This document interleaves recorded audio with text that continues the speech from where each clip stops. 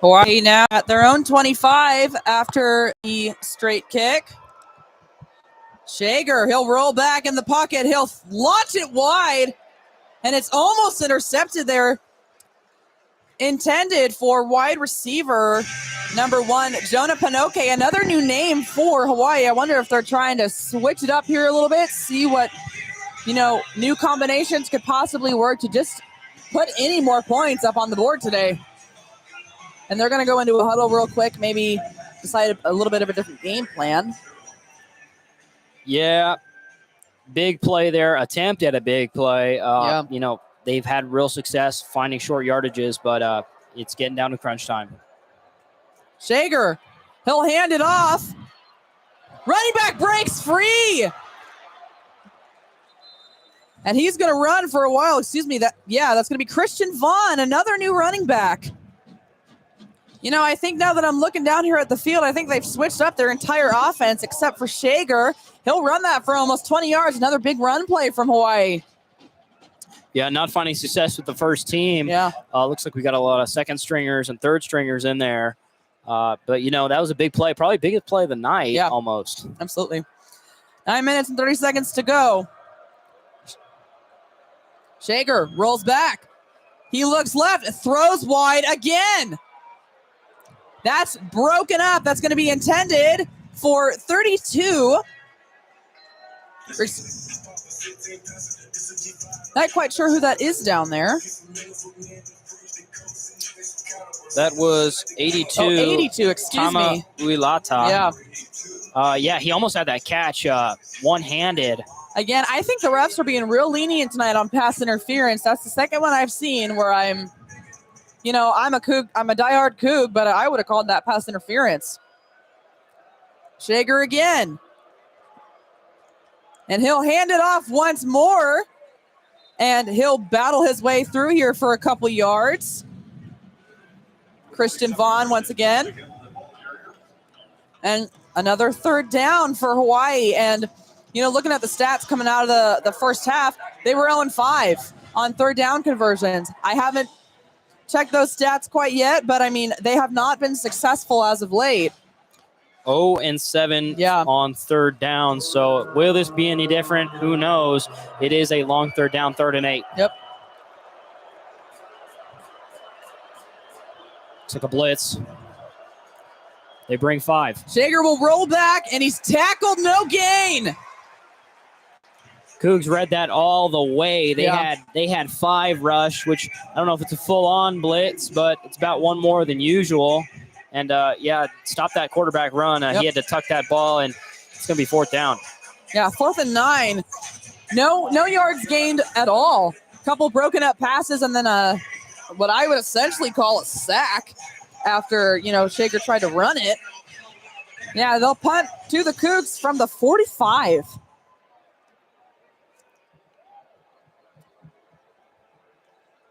It's going to be Kansei Matsuawa with the punt. Spinny little thing.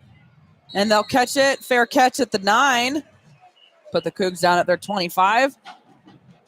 Let's see just for the heck of it if the Cougs can score another touchdown or 2. Yeah, a little 50-piece would be nice after kind of a struggle offensively since, Mateer put up big numbers against those teams at the beginning of the season. This kind of happens with the Cougs. They put up big numbers at the beginning of the season. Teams start figuring it out. They start shutting down the run even more than they have, and they focus on, really making the quarterback uncomfortable. But Mateer's had a good day today.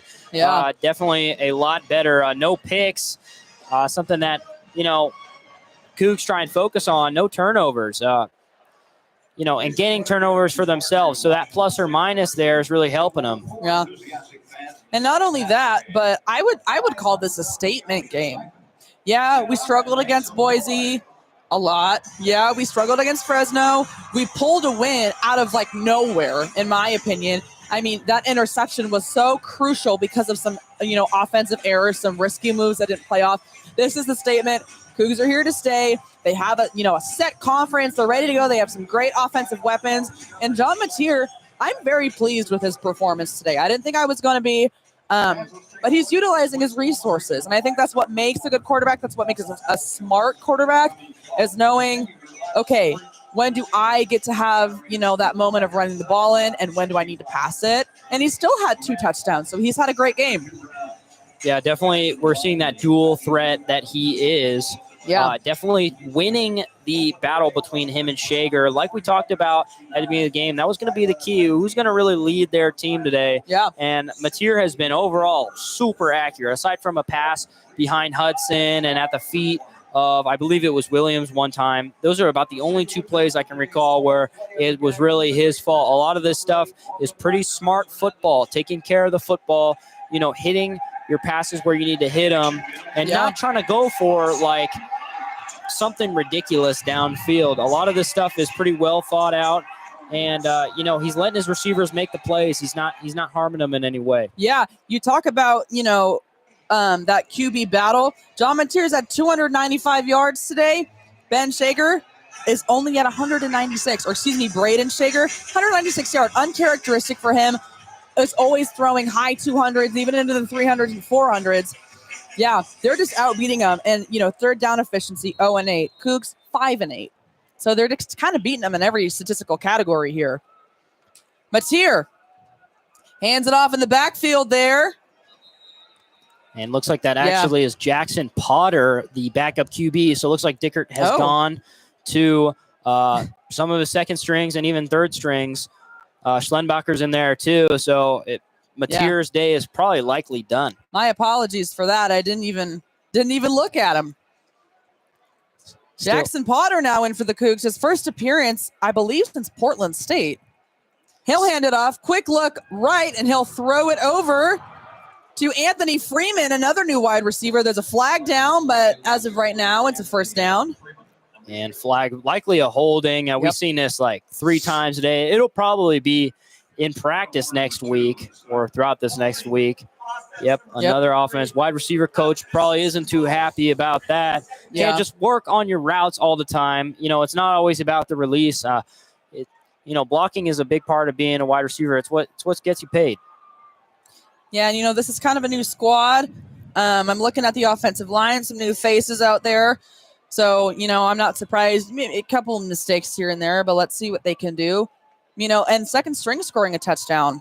Fantastic job, So we have not been able to afford to put our second string, third string in since our first game, essentially. So this is good news for the Cougs. Potter in the backfield, lined up. Taking his time. Motion in the back from Freeman. And he'll hand it right up the middle there to Schlenbacher. He'll run it up for about 6 yards. Yeah, a little misdirection there. They've been using it all day. That time they didn't go to the guy who's motioning, but they did hand it up the middle. Yeah. You imagine they're just going to run the ball, take care of the football. No big pick sixes or anything here. Probably Jackson Potter would like to get off some throws, but stick with the run and just kind of wind that clock out and try and get the W. Schlenbacher in the backfield. Hawaii's ready to blitz. Potter rolls back. Looks left, and it's caught.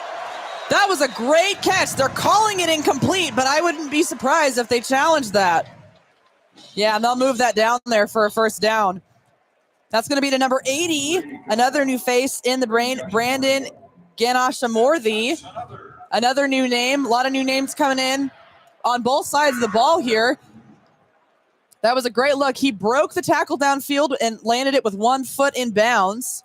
Yeah, great little button route there. The release was perfect. Just got that separation. DB even fell down. Potter pulls up to the center, backs off a little bit, calls off a play. Snap. He'll hand it off to Schlenbacher, who breaks the tackle, spin move again. No gain there. Got tripped up a bit in the backfield. That's probably going to be about 2nd and 9. Yeah, but getting back to the line of scrimmage there was pretty impressive. He looked like he was going to get stuffed in the backfield. Yeah. The O-lineman was getting harped by, one of the bigger guys, but, hit a little spin move and got back to the line of scrimmage. Yeah. No gain on the play. 2nd and 10 now still. Yeah, but like you said, great break of the tackle and the spin right there, that suggests, someone who has good field awareness, knows where they're going. Schllenbacher again with the ball. Not much of a gain there, maybe 2 yards. I'd want to see the Cougs maybe toss it a bit right here. Doesn't seem to be working. New tight end in now for the Cougs, Trey Lechner, the freshman from Snohomish, redshirt freshman from Snohomish, Washington. Yeah. And it looks like Pulalasi is in for the Cougs. So, getting a lot of different looks on the running backs here today. That running back room for the Cougs, it looks so strong. Yeah. We talk about Mateer, we talk about the wide receivers, but if you can get that running back room dialed in, this is a different type of football team. For sure. 4 minutes left on the clock. Potter rolls out, throws left. It's complete. Looks like it's a first down before he's kind of stumbled backwards. That's complete to 80 again. Ganashamorthy. Yeah, and they'll roll that down to the 40. So looks like the chains did not move. So this is a short conversion for a 4th down, 4th and 1. It looks like the offense is still on the field. They're going to go for it. Yeah, Dickert fashion going for it on 4th down. They're 0-1 for 4th down conversions right now.